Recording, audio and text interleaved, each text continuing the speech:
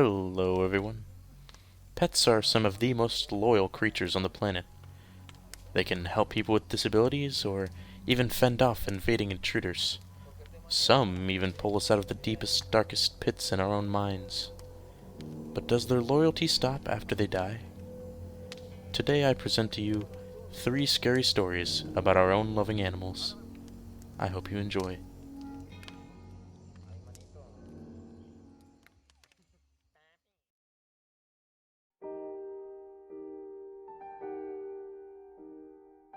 My dog Chip practically latched himself to my ankles as he followed behind me, quickly tapping his paws against the hardwood floor in excitement. He was a small little guy. He had a tiny body coated in an almost golden-colored fur, with thin legs which almost looked like 4 sticks protruding from his torso, and of course, the signature giant ears of a chihuahua. He stared up at me with those big, sweet puppy dog eyes of his and anxiously awaited the commencement of our evening. This was our nightly routine, after all.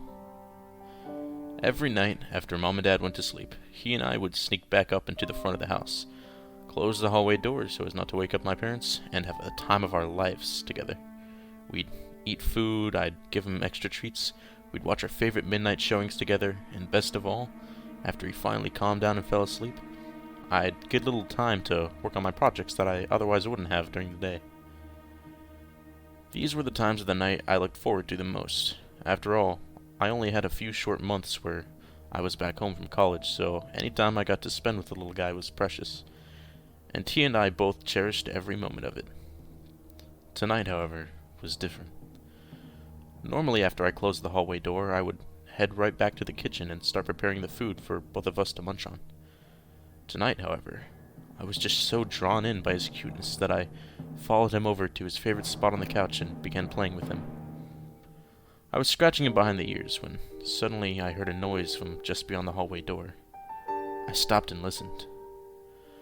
I couldn't tell because it sounded so far away from where it was, but it sounded like a faint jiggling sound. The sound Chip's collar would make whenever he walked. It persisted for a few seconds before quickly trailing off. I was a little put off by this, but ignored it for the time being. I figured it was just one of my other 2 dogs getting up to get some water in the middle of the night. And since we always kept a water bowl for all of our dogs to use in the bathroom just before the hallway door, I shrugged it off and went back to playing with Chip. After a few minutes, though, it came again, a little closer this time. Now I was starting to get a little freaked out. I could tell just from the rattling of the collar that it wasn't one of my other dogs.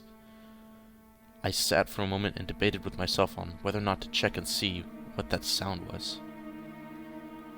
I stared at the door long and hard, wondering just what could be behind it. Almost as if whatever was making those sounds had been reading my thoughts, it went away again. Discouraged, I went back to playing with Chip, hoping to get my mind off of whatever was going on. I figured it was best left alone. After all, the little guy didn't seem too fazed by the noise in the slightest, and I had seen too many horror movies to know that checking out the mysterious noises coming from the darkest parts of my house is always a bad idea. So, for the next few minutes, I tried to ignore the nagging fright building up in me, hoping it would subside as I stared into Chip's eyes. Eyes that begged for more and more love and attention by the second. The volume of my baby talk towards him also increased, even as the jiggling behind the hallway door got closer and closer and closer. After a few minutes, I began to hear small scratching at the door. Not threatening or insistent scratching, like a being that would hunger for my blood, but more of a polite, gentle type of scratching. It almost sounded like a soft plea to be led out of the dark hallway and into the light of the spacious dining room. Still, I tried to ignore whatever it was and continued playing with Chip, who was continuously pawing at me and begging for more pets, more ear scratches, more of any form of attention. If he could have spoken at the moment, I'm pretty sure he would have been saying, more, more, more. Then I heard a loud and distressed yelp. At that point, I completely stopped, jumped a bit, and stared at the door, terrified out of my mind. Even Chip seemed to react to the noise, jumping slightly as well, and glancing back at me with a worried expression on his face. I knew it was probably a bad idea to do this, but I had to know what was behind that door. I quickly got up from the couch, startling the dog a bit, and rushed to the hallway door, scared of what I might find once I opened it. I took a breath, reached for the knob, and yanked it open, only to find Chip. That same little dog, the same one I had just been petting on the couch this entire time, trotted out of the hallway and stared up at me with those big same puppy dog eyes, those same stick legs, and those same big chihuahua ears. I looked back at the couch to where he had been sitting a moment ago, but there was nothing there. I looked all over the living room, on the couch, under pillows, under blankets, behind the chair, even in the fireplace. Nothing. I called out his name multiple times. Only the dog that was standing before me seemed to respond to it. I glanced back at Chip, only to find him staring back at me with a genuinely worried expression on his face.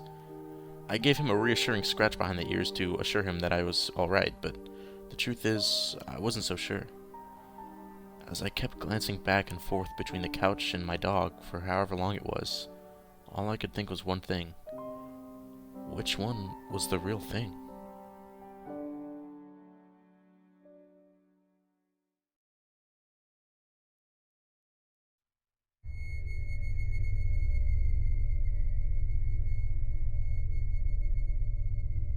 My great-grandmother lived alone up in the mountains at her cabin. Her husband was dead, so she was there all alone. She only had one companion, and that was her loving dog. They both adored each other, and the dog was a great comfort to her. Every night when she went to bed, the dog would lick her hand to let her know that he was there to protect her. One night, she had gone to bed and the dog had licked her hand, like he had done routinely every night since her husband died. But this night was different. She had woken up in the middle of the night because she heard her dog whimpering. She wanted to comfort him and let her know that she was there for him. So she stuck her hand out by the bed and she felt the dog gently lick her hand like always. She figured he was just cold, so she went back to sleep. The dog's whimpering had woken her up a second time in the night, so she stuck her hand out. The dog licked it, and she went back to sleep. This happened a third time, and she stuck her hand out and the dog stopped whimpering and came and licked her hand. She stayed awake for a few moments afterwards, and she went back to sleep again. In the morning she woke up and stuck her hand out by the bed, but nothing licked her hand. She thought that the dog had already awakened and was just in the front room. She rolled over and got out of bed and heard a drip, drip, drip, drip. She thought the sound was coming from the kitchen, so she walked over and turned the handles on the sink faucet, but it wasn't the source of the noise.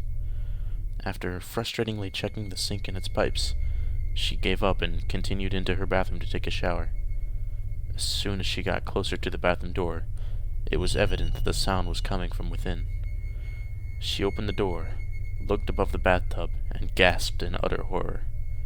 There, hanging from the light by his collar, was her loving companion. His blood was dripping into the bathtub. She screamed and began to cry. Wiping her eyes and sobbing, she turned and looked into the mirror.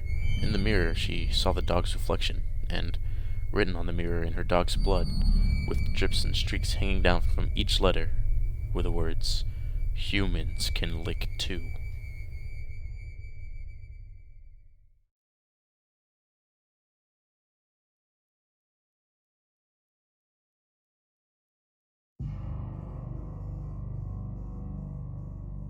It began in late September.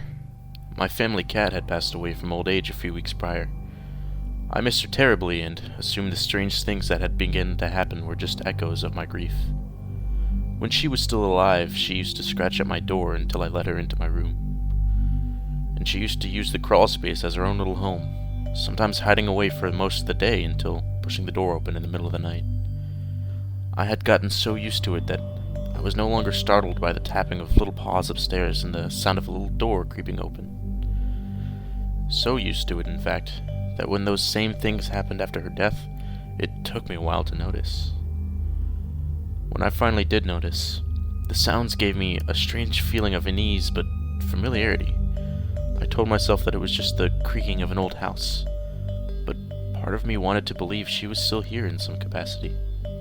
One night in October, I was awoken by a scratching at my door and a faint meow. It lasted only a few seconds, but I heard it clearly. I thought it was a dream.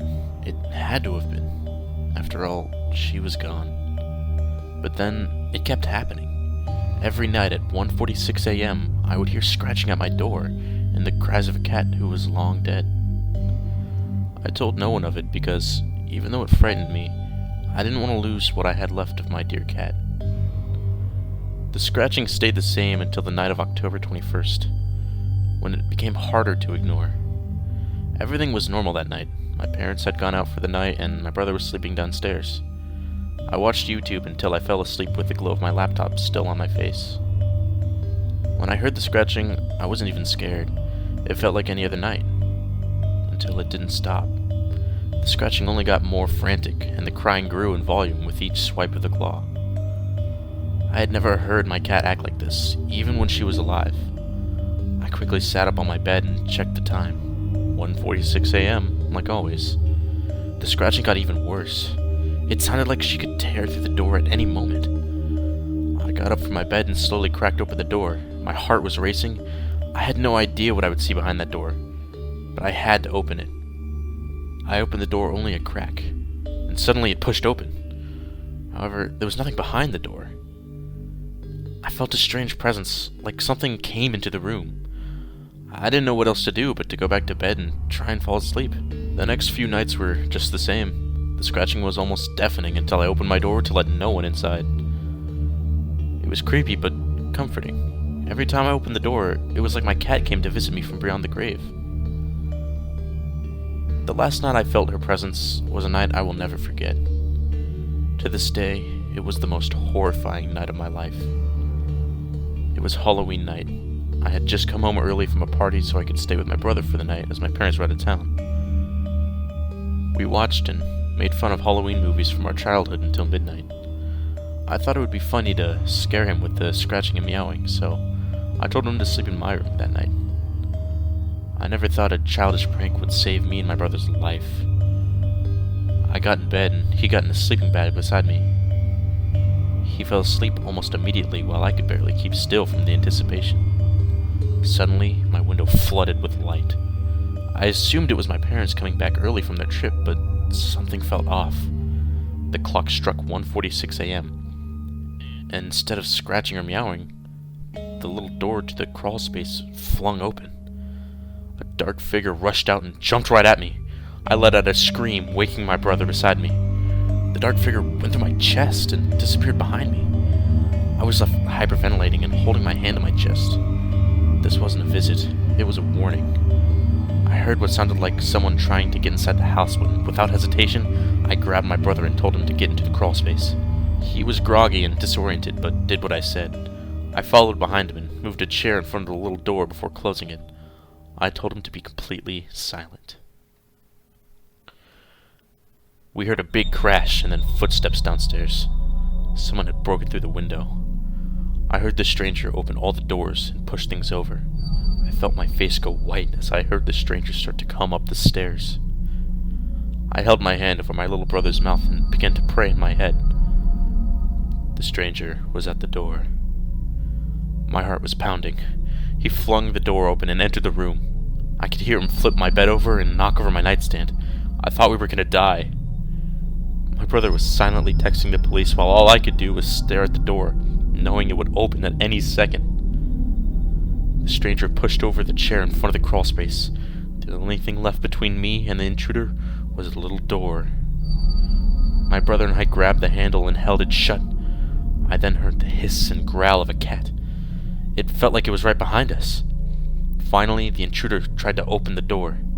We held it shut for as long as possible, until the stranger flung it open with one great pull.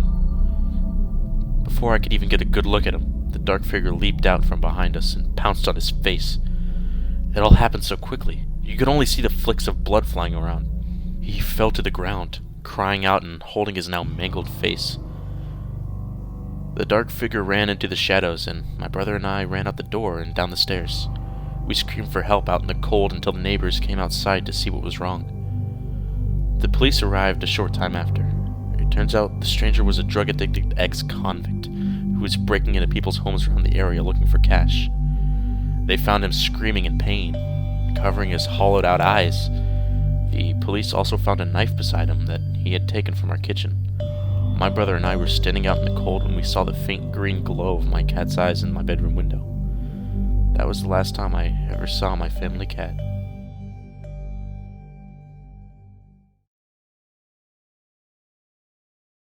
Hey guys, thank you so much for watching. Please leave a like and subscribe if you enjoyed it, and hopefully I'll be uploading more content like this soon. I'm working hard every day doing the editing, imaging, narration, everything for them. I hope to branch out to more content, but as promised, at the end of this video, I will leave the bloopers and stuff there. I think they're fun as hell to edit and even more fun to watch, so if that's something you're interested in, just keep watching, and yeah, subscribe for more, and I'll see you guys next time, I guess. Thank you.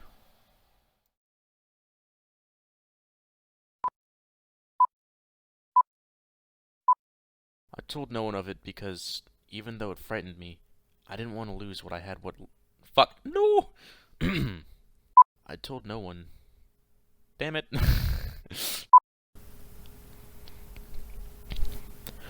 We watched and made fun of a No! Instead of scratching or meowing, we held it shut for as long as we could until the stringer he fell to the ground, crying out and holding his now mangled face.